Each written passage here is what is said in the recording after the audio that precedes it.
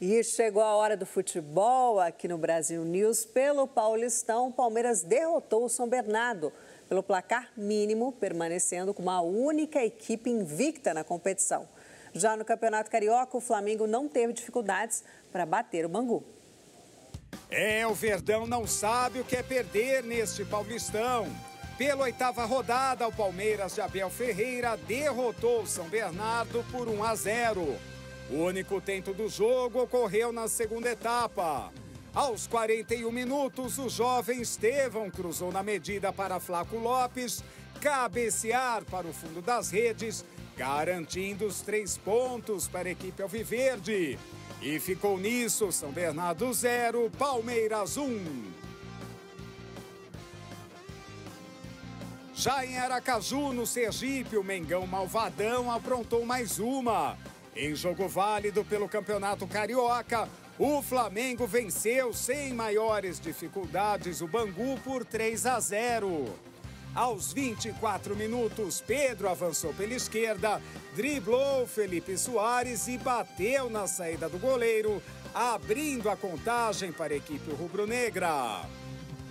Na segunda etapa, o camisa 9 voltou ainda mais inspirado.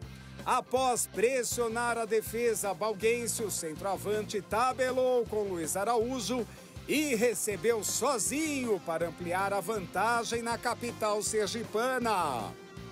E eles queriam mais. Aos 28 minutos, Matheus Gonçalves cobrou escanteio, Fabrício Bueno cabeceou em cima do goleiro e no rebote, Pedro fez o terceiro do Mengão, anotando um hat-trick. Final, Flamengo 3, Bangu 0. E tem mais folia neste final de semana. O carnaval ainda não acabou aqui em São Paulo. Os foliões poderão curtir o fim de semana com diversos blocos espalhados pela cidade. Entre as principais atrações para o sábado está Jamil, no bloco praieiro em Pinheiros, às 11 horas.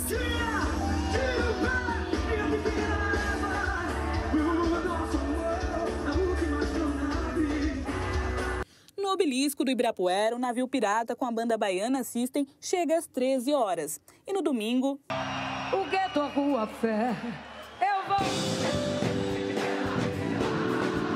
Os foliões poderão ir atrás do trio elétrico de Daniela Mercury, na Consolação, às 13 horas. Sabe de onde vem? Porque é São Paulo. O gueto, a rua, fé. No Rio de Janeiro também terá muita folia. No sábado, no centro da cidade, o bloco da Anitta tem início às 9 horas da manhã. A gente sabe viver, conviver, dando prazer, no anoitecer, amanhecer, eu e você. Também às 9 horas, mas no domingo, será a vez do monobloco animar os cariocas. Explode coração na maior felicidade. Bonito demais, é lindo meu salgueiro, contagiando e sacudindo essa cidade. Agora essa é para quem cansou da folia, quer ficar em casa. Mais de 200 mil pessoas em menos de 24 horas já assistiram à estreia de Bob Marley, One Love, a cinebiografia do maior nome do reggae de todos os tempos.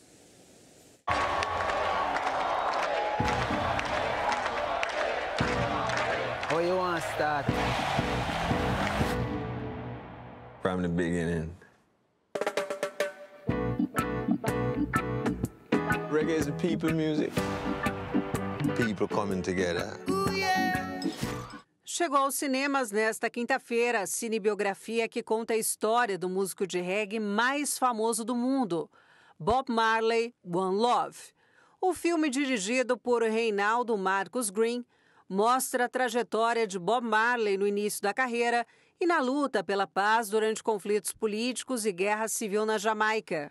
A cinebiografia começa em 1976, com Bob Marley planejando um concerto pela paz em resposta às profundas divisões políticas e à violência. O músico se muda para Londres depois que ele e sua esposa Rita sobrevivem a uma tentativa de assassinato e grava um álbum. Flashbacks também oferecem uma visão da infância e da juventude de Marley. Essa é a primeira vez que Bob Marley ganha um filme baseado na própria história. Os filhos do cantor, Ziggy e Cedella Marley, e sua esposa, Rita Marley, assinam a produção ao lado de ninguém menos que o astro Brad Pitt. Expoente da cultura Rastafari, o cantor morreu em 1981, aos 36 anos, vítima de um melanoma, um tipo de câncer.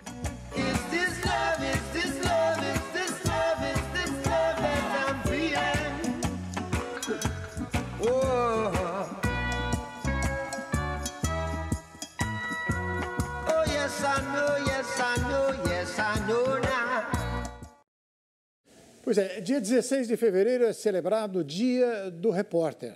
A data, apesar de não ser oficial, homenageia a categoria por seu trabalho. O profissional desempenha um papel fundamental na sociedade, atuando como um elo crucial entre os acontecimentos e o público. O Brasil News separou dicas de documentários imperdíveis para entender um pouco mais sobre essa profissão.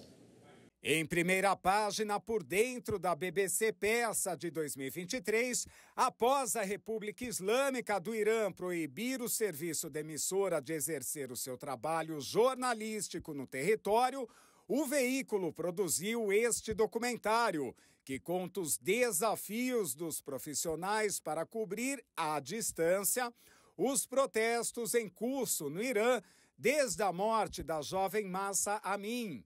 Na obra é possível ver as dificuldades profissionais e pessoais enfrentadas por jornalistas que, mesmo em casos extremos como a morte de parentes, não podem pisar no país.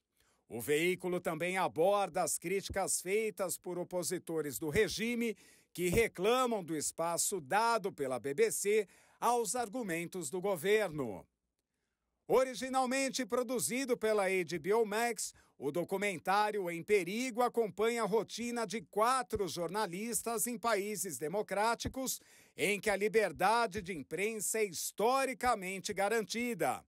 No entanto, o dia a dia dos profissionais passa por alterações e então eles passam a enfrentar situações típicas de zonas de guerra na luta para preservar a liberdade de imprensa.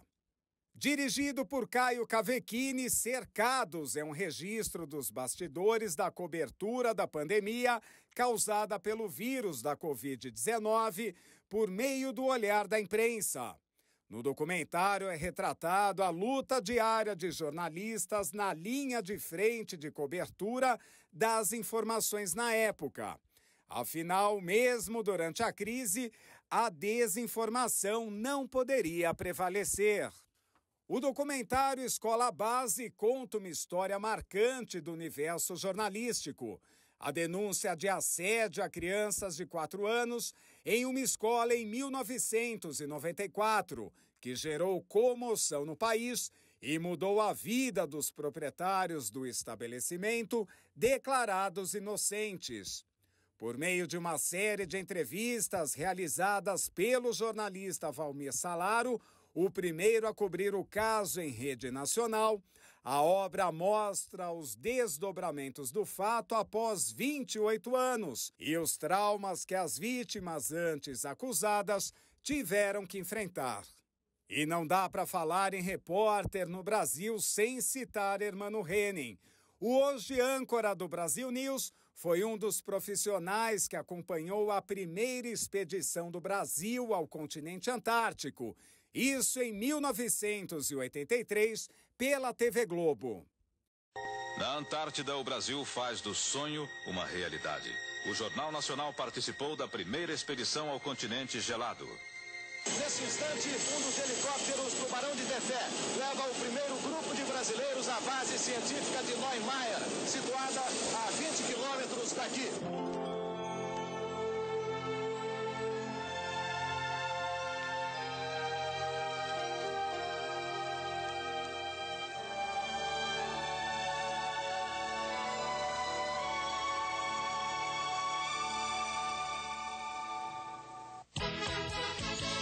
Em entrevista a Jô Soares no SBT no começo dos anos 1990, relembrou importantes coberturas, sendo uma na Namíbia, onde quase perdeu a vida. Era a atuação guerrilheira da SWAPO, que estava tentando recuperar o governo da Namíbia, que era, de uma certa forma, ocupado pelas tropas da África do Sul, e os guerrilheiros faziam base em território angolano. Era a época que havia 50 mil soldados cubanos em Angola, e para a implantação daquele regime do Agostinho Neto, não é? E muitos comandantes soviéticos na época. Você chegou a correr perigo de vida? Nessa época, sim. O exército angolano, o governo de Angola, nos levou como se fosse assim: olha, vocês vão documentar. Convidou a televisão estrangeira, no caso uma equipe brasileira, da televisão brasileira, uma equipe da BBC de Londres, uma equipe da TV cubana e uma equipe alemã da VDR. Para documentarmos a agressão que o país estava sofrendo da África do Sul. E durante o comboio nós fomos atacados por aviões sul-africanos e foi muito difícil, foi uma situação de desespero. Que legal relembrar algumas reportagens dessa entrevista ao Jô. Puxa vida, é uma atitude simpática, não é? E comovente do meu amigo editor-chefe desse programa, Fábio Bertolozzi, ter me incluído aí nessa interessante reportagem. Em razão do Dia do Repórter, hoje, as nossas homenagens a todos os nossos colegas. Nós, né? E uma honra trabalhar ao seu lado, grande âncora e repórter. Você me deixa comovido agora. Sextou, podemos sorrir e ficar felizes. Até segunda, então. Até segunda. Tchau, tchau. Um abraço.